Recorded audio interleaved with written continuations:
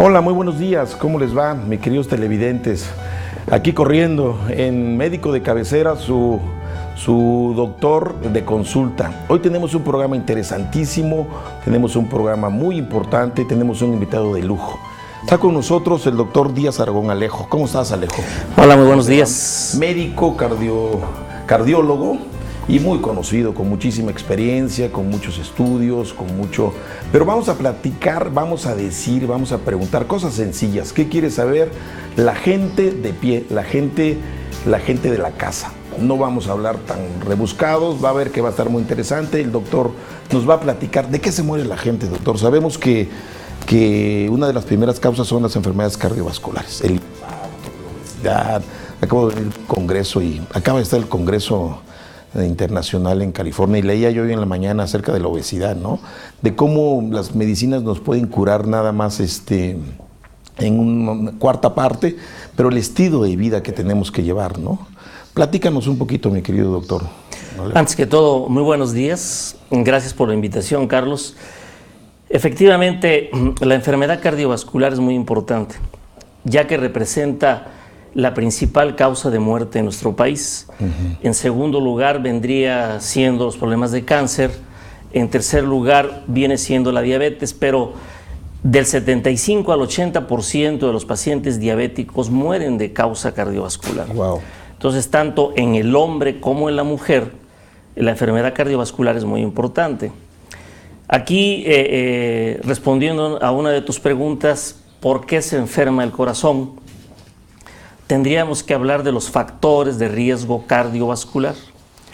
Para que la gente entienda el concepto de factor de riesgo, es toda condición que predispone y que da una mayor posibilidad a que si tienes dichas condiciones se pueda enfermar el corazón. Ser vulnerable, lo que sí. El mayor ejemplo que yo le pongo a los pacientes para que entiendan ese concepto es: ¿cuáles son los factores de riesgo para que tengas un accidente automovilístico? Claro. Un factor de riesgo es conduce a gran velocidad, no lleves el cinturón de seguridad, sí, que vayas tomado, que tus frenos no funcionen, que las llantas estén lisas. Cada uno de ellos es un factor de riesgo. Y va aumentando tus posibilidades de que tengas este accidente. Por supuesto. Claro, tú puedes tener, entre más factores tengas, mayores posibilidades existen. Si hablamos desde el punto de vista de riesgo cardiovascular, tenemos a la hipertensión, claro, a la diabetes, a los niveles elevados de colesterol, tenemos a la obesidad y a la vida sedentaria, el tabaquismo, como ya lo mencioné, como los principales factores de riesgo. La obesidad. ¿El estrés, mi querido Alejo? Sí interviene el estrés, sin embargo no es de los fundamentales, sino son los que la vida sedentaria, claro, es decir, estos que he mencionado. Cada uno de ellos sabemos la incidencia de dicho factor de riesgo. La hipertensión, por ejemplo, el 31%, de acuerdo a la encuesta nacional de salud publicada en el año 2012, el 31% de la población mexicana tiene hipertensión. El mayor problema de esto es que la mayoría lo ignora. Claro. ¿Por qué lo ignora? Porque la hipertensión es una enfermedad asintomática. Silenciosa. Silenciosa. Eso. Y la única manera de saber si se es hipertenso es checándose la presión arterial, ¿verdad? La diabetes, otro factor de riesgo que va en incremento en nuestro país. Alrededor del 12% de la población mexicana es diabética. Pero el problema es que por cada diabético conocido hay uno que desconoce que es diabético. Y leía acerca, fíjate que ahí vamos a hacer un poquito de alto. Tienes mucha razón. Hoy leí eso, me quedé picadísimo por el tema y gracias por haber venido con nosotros, sabemos de tu tiempo. Leí acerca que además se enteran a los 5 o 6 años, ¿no? Estos que saben, ya van un poco avanzados, o sea. Y estas causas nos ocasionan mucho problema, ¿no? Claro. El genoma humano mexicano es de los primeros que se leyó.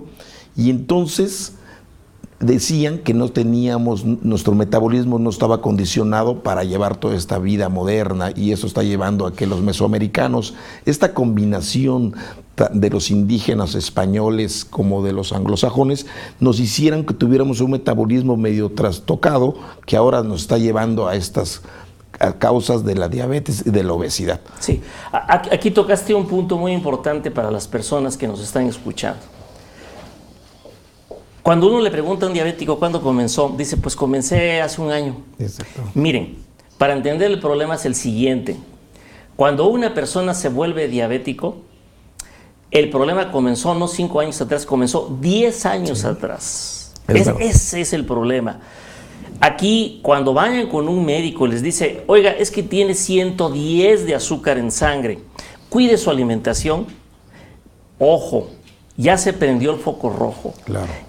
A ese paciente ya hay que checarle una curva de tolerancia a la glucosa, ya que lo que le checaron fue una glucosa en ayunas, es decir, el azúcar antes de desayunar, o que habitualmente se hace en las mañanas.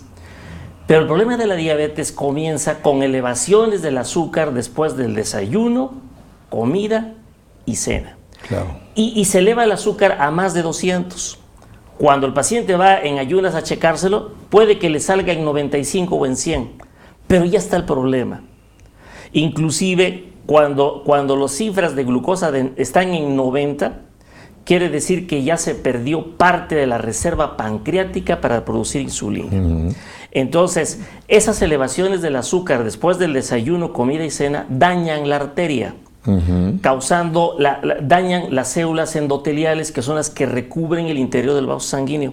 De modo que 10 años después, cuando ya se eleva el azúcar en ayunas, que es cuando habitualmente en forma tardía se hace el diagnóstico, 4 de cada 10 diabéticos ya desarrollaron ateroesclerosis. Es decir, las arterias ya se taparon y el riesgo de infarto se incrementa considerablemente. Interesantísimo lo que nos estás platicando. Ahorita que regresemos a nuestro corte, ya te vamos a decir, vamos a hacer un pequeño paro. Nos estás platicando de cosas muy interesantes, como, por eso entonces la idea va a ser prevenir, y prevenir haciéndonos chequeos. Claro. Muchas veces, ¿por qué otra gente vive más? Yo ahorita vengo exactamente de una entrevista que decían que vivíamos más antes. Y yo decía, ahorita que regresemos de este corte, vamos a decirlo, muy interesante. Estamos con el doctor Alejo Díaz Aragón, cardiólogo, en un tema muy importante.